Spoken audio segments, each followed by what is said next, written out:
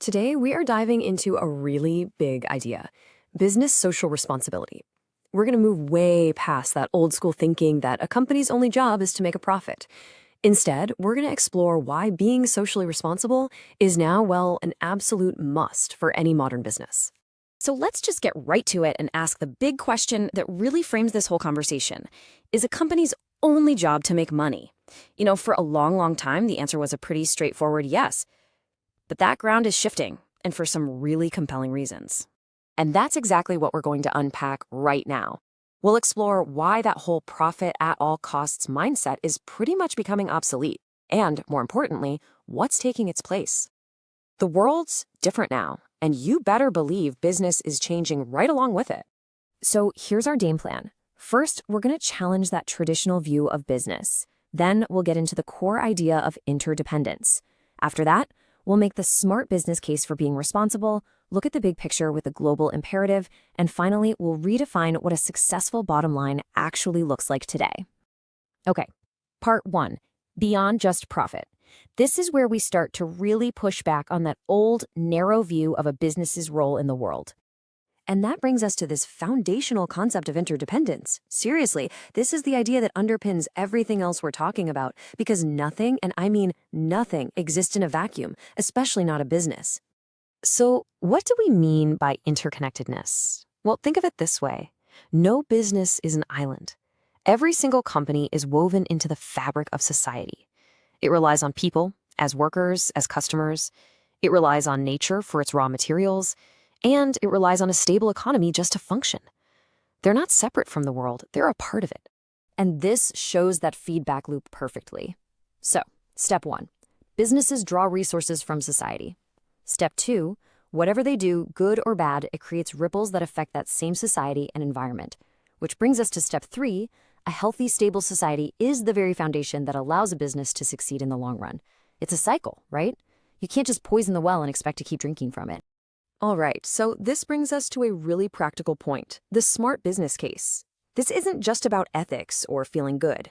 Being responsible is actually good for business. Let's look at exactly why. First up, trust. And in today's world, trust is basically a form of currency. When a company acts responsibly, it builds this incredible sense of legitimacy. It earns the fierce loyalty of everyone it depends on, from the people buying its stuff to the people showing up for work every day. That trust, that is a massive competitive advantage. And get this, being responsible can actually spark innovation. Think about it. When a company sets a really tough goal, like, say, slashing its carbon footprint, it forces them to get creative. They often have to invent brand new technologies or business models to make it happen. And those innovations can turn out to be incredibly profitable. This leads right into the idea of shared value. Now, this is a huge step up from just, writing a check to a charity. This is about weaving social goals right into the core business strategy. So, for example, a food company might work directly with local farmers to improve their crop yields. The farmers make more money, the company gets a better, more reliable supply chain, and the whole community benefits. You're creating economic and social value at the exact same time. And then there's the really pragmatic angle. By taking the lead on social and environmental issues, businesses can often get way ahead of government regulation. It's about being proactive and cleaning up your own house, so to speak, to avoid having much more costly and restrictive rules forced on you later on. Okay, let's zoom out for a minute. Let's go from the individual company to, well, the entire planet. This is the global imperative. It's about looking at the massive role that business plays in shaping our world, and hopefully in tackling its biggest challenges. A huge part of this is dealing with something called negative externalities.